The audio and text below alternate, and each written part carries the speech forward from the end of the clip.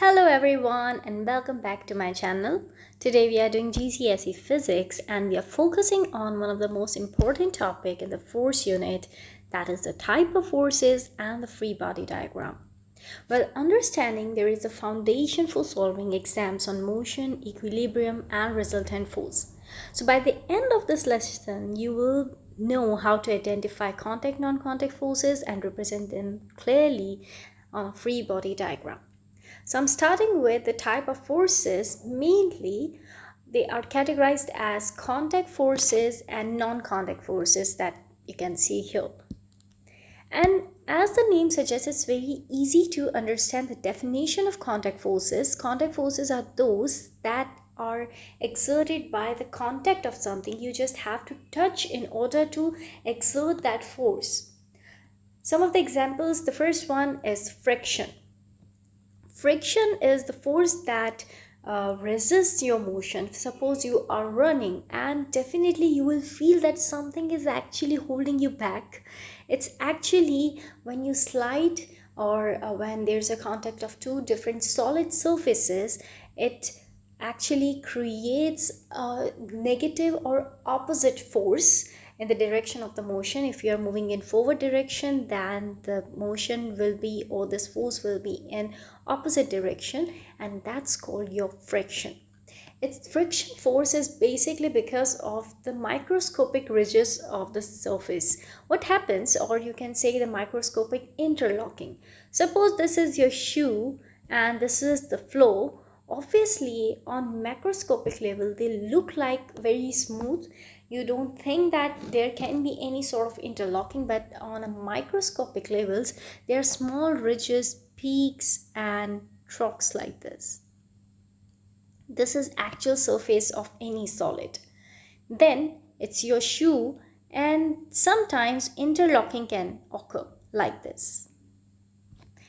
This is surface, and the next, let's say this represents your shoe surface.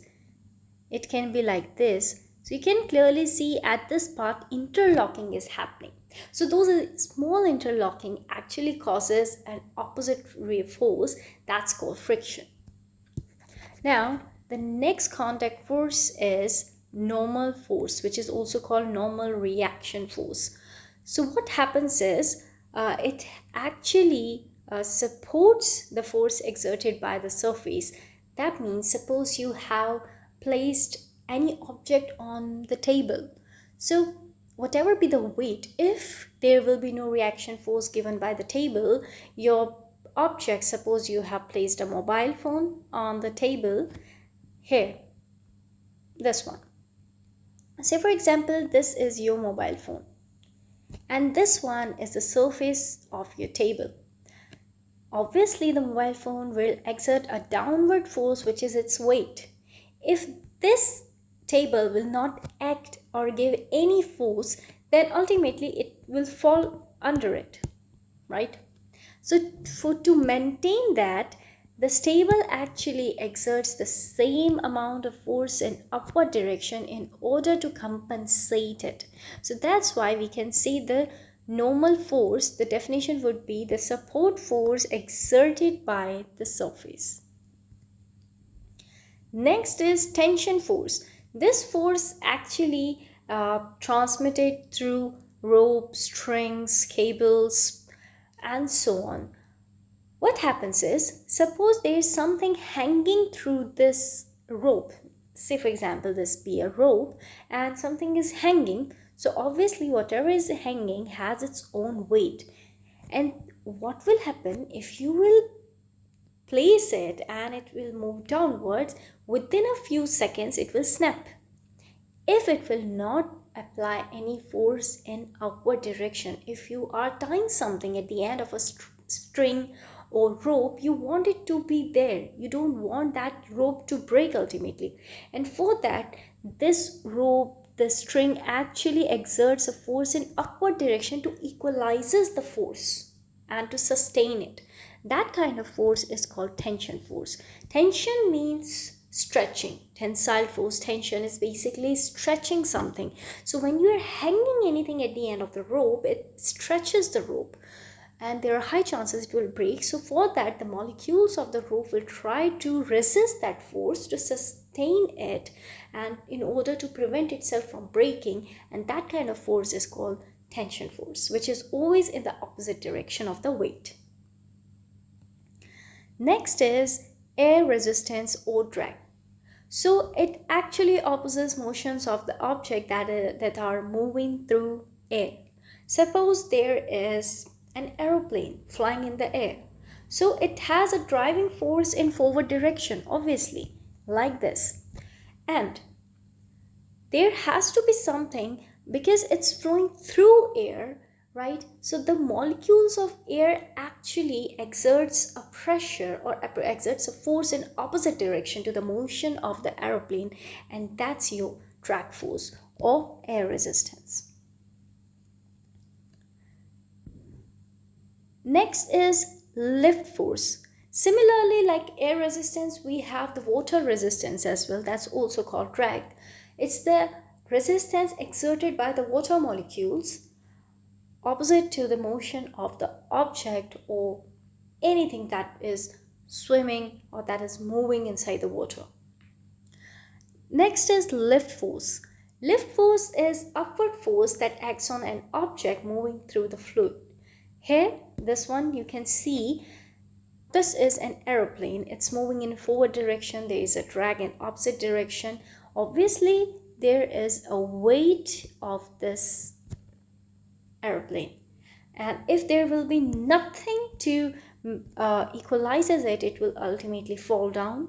So for that, there has to be an equal amount of force that can maintain that in the air, in the mid of the air, and that's actually the lift force. So as the name suggests, lift force is actually that helps in maintaining the motion of an object which is moving through the fluid, to maintain or to sustain that at this particular position.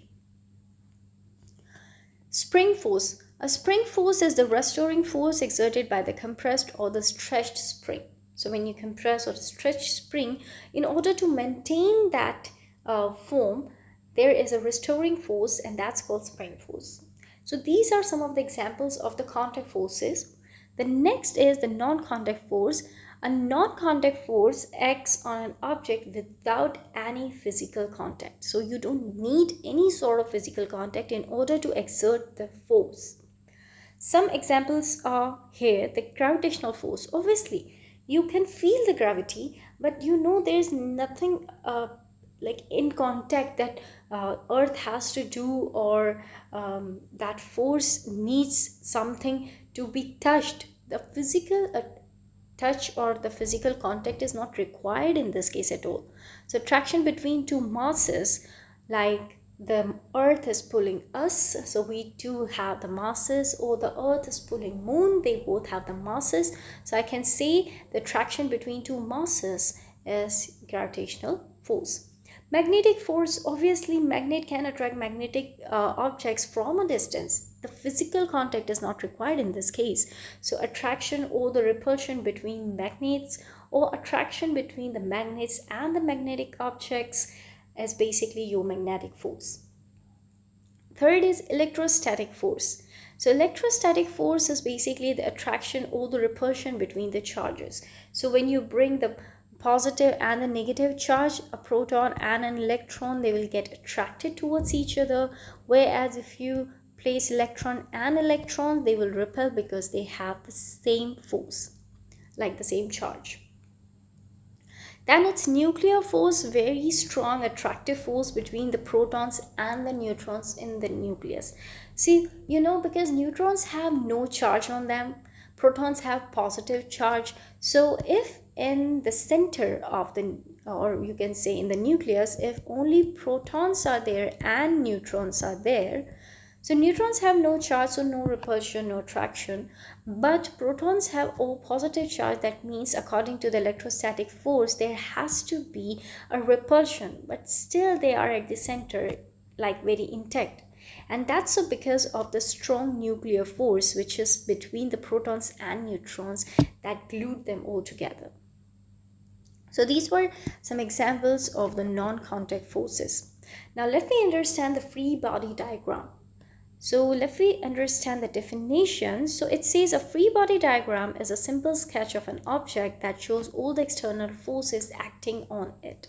Even I'm here, there are many forces acting on me. If I'm resting, still there are the forces, the one which is I'm exerting my weight at the bottom, and also if I'm standing on the floor or if I'm sitting on a chair, so the chair or the floor is exerting the opposite force, which is normal reaction force. So these are actually the forces acting on the body. So that will be represented by the free body diagram. Now, how we represent, we don't have to draw the diagram of the object, we just need to represent it with a point or a box. So if they are saying that draw a free body diagram of an aeroplane, you need not to draw the entire aeroplane or the figure of it, you just need to represent it with a point or a box. The main thing is the direction and the forces acting on it.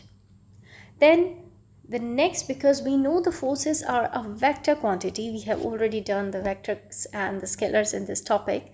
So they are vector quantities and we know that vectors need the direction. So all the forces are shown as arrows pointing in the direction in which they act. Now it says each arrow is labeled like whatever be the forces, we have to label them in order to show what all forces are acting on it, whether it's weight, friction, tension, thrust, lift, buoyancy, etc. This is about the free body diagram, representation of a free body diagram. But why do we do this? I mean, what's the point of drawing the free body diagram?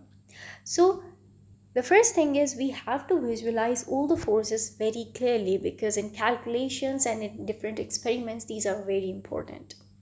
Second is obviously to analyze motion or the equilibrium of the object. If they are in equilibrium, that means forces are all equal, or if it's unequal, then in which direction it's going to be the motion of the object, and the further studies. And obviously to apply the Newton's laws of motion very easily. So let me see, this is how you will represent a free body diagram. As I told you, you just have to represent it with a circle, a point or a box, and represent all the forces. So these are the forces. Example, let me take some examples and see their free body diagrams. Example of the free body diagram, a box resting on the table. So when a box is resting on the table, it experiences two different forces. One, that is the weight in the downward direction, and the normal contact force in upward direction, and here it's in the diagram. So I have represented the box as a point, and we know always if you are on earth, you have a weight, because where there is a gravity, there will be the weight. So every object which has even a very smaller mass will have a weight. This is a very permanent. So weight in downward direction, and there has to be something to equalize it, and this is a normal reaction force in opposite direction. Next is submarine in the water. So when a submarine is floating in a water, or if it's submerged in a water, it has basically four forces acting on it. First, I told you weight, we have to represent, always start, if you're just stuck in drawing the free body diagram, the first thing is you just need to draw the weight, and whatever be the object, that will help you understanding that what will be the force opposite to this weight. In case of the physical contact of the solid surfaces, which we have seen in the previous example, this one. So when two solid surfaces are in contact, the weight, the force that will oppose the weight basically will be the normal contact force. So between the two solid surfaces, it's going to be the normal contact force. But now we are talking about the submarine in the water. So in water, it's not about the two solids, we are in fluid, in liquid. So the weight that will oppose, the force that will oppose your weight will be buoyancy. because this is, or we can say the buoyant force, this is actually the upward force exerted by the water, which is actually equal to the weight of the displaced water, which is also called Archimedes' principle. So this is the weight, and the force that will be in the opposite direction of it is the buoyant force. Because your submarine is moving, there has to be some force that is keeping it to move in a forward direction, and that force is obviously given by your engine. So either you can use the engine force in order to represent it, or the thrust. So the engine is moving in this direction, so obviously this is the engine force, or it's a thrust. So these two are easy. If something is moving, any object, any technological object, any vehicle is moving, it's because of the engine force or the thrust. So at least two forces are easy for you: the downward, your weight, and in forward direction, that is the motion given by the engine, the thrust. Now you need to understand what could be the opposite force of it. In water, it will be the buoyancy against your weight and the water resistance. So obviously, if you're trying to move through the water molecule will exert the opposite force, obviously, because you're trying to move through it. So they will obviously opposite, and that's called your water resistance. That will be in opposite direction. And this is your free body diagram of the submarine submerged in water. Next is aeroplane in air. Obviously, we'll start with the weight, which is in downward direction, and the force that will opposite and keeping the aeroplane in the air will be the lift force. So it's ultimately an upward force, which is actually produced by the wings due to the air pressure difference, and always opposes your weight. So that's the upward force. Aeroplane is moving in forward direction, so engine force or the thrust, and there has to be something that will opposite. So what is opposing it? It's actually the air resistance or the drag. So just like in water, it was a water resistance given the water molecules by the water molecules, and similarly here it's the resistance given by the air molecules, so it's drag or it's air resistance. So these are some examples of the free body diagram. So for that, we should know that what kind of opposite forces will be there. Suppose we have a rope, a box hanging with a rope, and I have to draw a free body diagram. So first thing is, again, this box has a weight, so it has to be mg, or the weight at the bottom. So I'll draw a free body diagram of it like this, representing weight. But now I have to think that what will opposite it? What will oppose it? So we have studied about the rope, the tension. So the tension force given by the rope will actually work in opposite direction, because at first rope will try to oppose its force given by the object hanging at its end.